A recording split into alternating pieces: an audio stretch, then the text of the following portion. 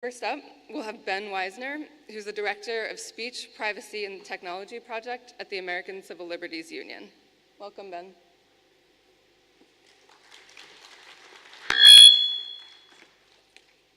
אוקיי, אז יש לי עבודה. לא, בסדר.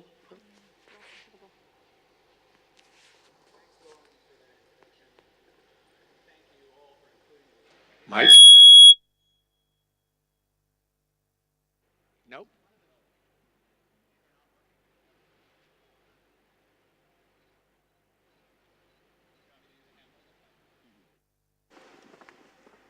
Let's start again.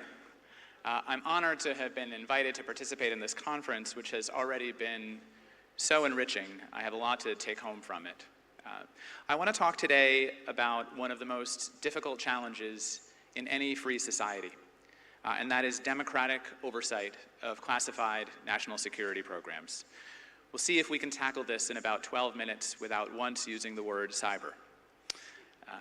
I'm going to begin with what I think is a paradox. In the United States, we've had two periods in our modern history of meaningful debate and energetic oversight over our intelligence surveillance programs. Both of those periods were initiated by spectacular acts of law breaking. The second of those, as you know, began in 2013 when Edward Snowden disclosed to the Washington Post and the Guardian newspaper previously secret surveillance activities, which led in 2015 to both congressional and judicial action in the United States to limit domestic surveillance authority, and also spurred major reforms in the private sector security landscape. The first was in the 1970s, following the disclosure of widespread domestic political surveillance under the leadership of the FBI's J. Edgar Hoover. Much of that story is well known, at least in the US. A bipartisan congressional committee led by Idaho Senator Frank Church conducted a rigorous investigation of Cold War-era domestic surveillance activities in the US, uncovering really shocking abuses by the FBI, by the CIA, by the NSA, including the FBI's notorious COINTELPRO, which was designed to disrupt and discredit domestic political organizations, including the Reverend Martin Luther King. What's less well known is that the chain of events leading up to those disclosures began in 1971, when a group of anti-war activists broke into an FBI field office outside of Philadelphia, stole all of the files, and mailed them to the Washington Post and to other news organizations. Those documents and the public outrage that followed led to a cascade of additional revelations and ultimately to a fundamental restructuring of the legal regime governing intelligence surveillance in the United States. Now, the question that should trouble all of us is why these debates and these reforms did not arise organically out of traditional legal oversight processes. Let me put it more bluntly. Why were illegal acts the necessary predicate for the reinvigoration of legal oversight? The answer, I believe, and we may hear more of this from Cam, is that governments are addicted to secrecy and that intelligence agencies too often prefer to trust their own judgment over the judgments of others, including their democratic publics. But more on that in just a moment. So as I said, achieving meaningful oversight and democratic controls over security policies is extraordinarily challenging. If you believe, as I think all of us do, that there are some legitimate government secrets, then secrecy will always present a conflict of core values: self-preservation versus self-government. Put otherwise, it pits the government's need to protect the nation against the public's right to govern it. If the government conceals too much, it excludes the public from critical decisions, including about war and peace. But if it discloses information to its citizens, it discloses it to its enemies as well. And there are risks on both sides of this equation. President John F. Kennedy, half a century ago, said that in his view, the dangers of excessive and unwarranted concealment of pertinent facts far outweighed the dangers that are cited to justify it.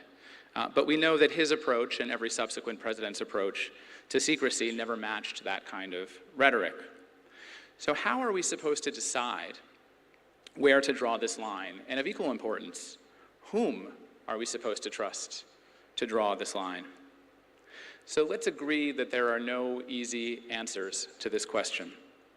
Sometimes the government's interest in secrecy and the public's need to know are both at or near their apex. It's not enough to say that information whose disclosure would harm national security must be concealed, or that information whose disclosure would be in the public interest must be revealed. Sometimes both of those things are true at the same time.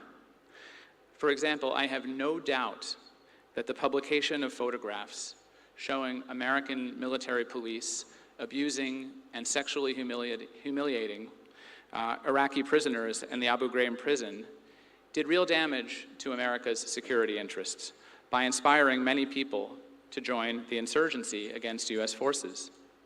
And I also have no doubt that the American public had an absolute right and need to know what our military was doing in our name so that we could hold wrongdoers accountable and demand changes in policy. No definition of security or public interest can help us escape these genuine conflicts.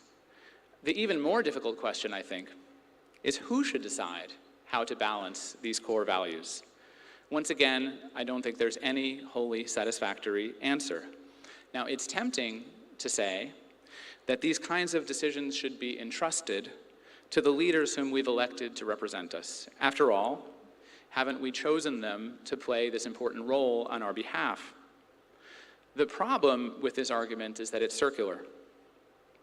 If the president gets to decide what information we receive by which to judge him, and he uses that authority to conceal evidence of his own wrongdoing, can we really say that his re-election by an uninformed public confers real legitimacy on him to withhold more information from us? And this isn't a hypothetical. In 1972, President Nixon was re-elected after concealing evidence related to the criminality around Watergate. In 2004, President Bush was re-elected after persuading the New York Times not to publish a story about his administration's decision to conduct illegal warrantless wiretapping on American citizens. We can only imagine what Donald Trump, who considers any criticism of him to be illegitimate, would do with this kind of unchecked power. And this isn't to say that the president doesn't have a very important role in deciding what should be secret, just that it can't be his decision alone.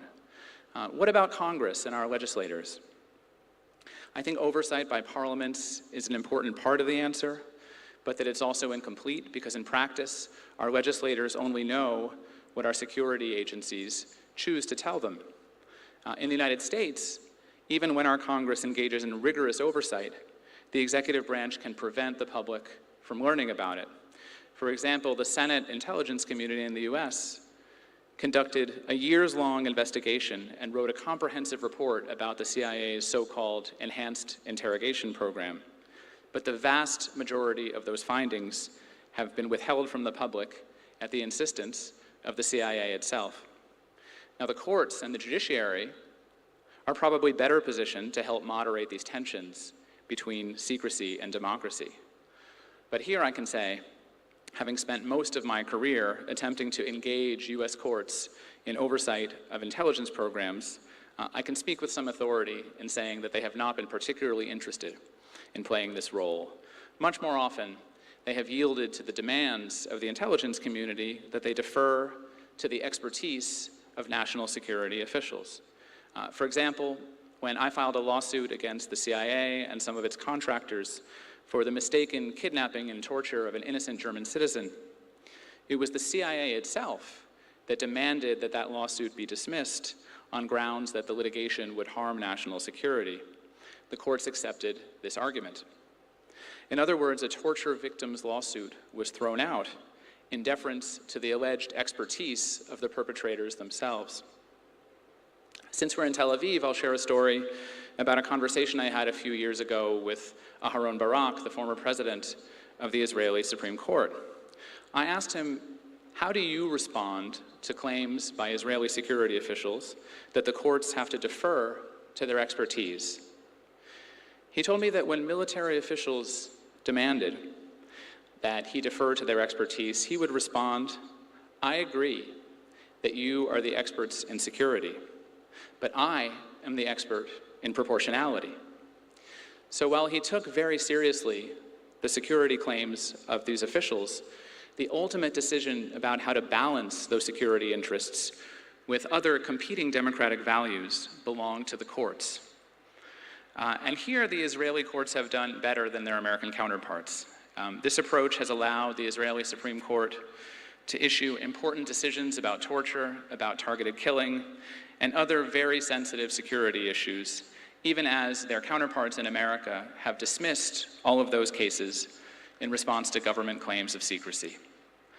In the US, the failure of the courts and of the legislature to play a more active role in this space has led to rampant overclassification of information that should be public and has allowed many unlawful activities to proceed unchecked. The result is that we're increasingly dependent on investigative journalists and on their unauthorized sources within government to bring vital information to the public. I think American reporters have an excellent record of doing this work responsibly. Now, unlike in Israel and the US, we don't have a censor who reviews these stories before publication. But in practice, when American national security reporters discover information about classified programs, they consult with security officials before publication and before deciding how much or whether to publish. And every single story that was published based on documents from the Snowden archive followed this exact protocol. This is not a perfect system. It would be preferable if our systems of checks and balances could be more effective in pushing back against excessive government claims of secrecy. But unless and until national security officials recognize the need for greater transparency and accountability, unauthorized leaks to the press will continue to be a critical safety valve in a broken system. Thank you so much for listening.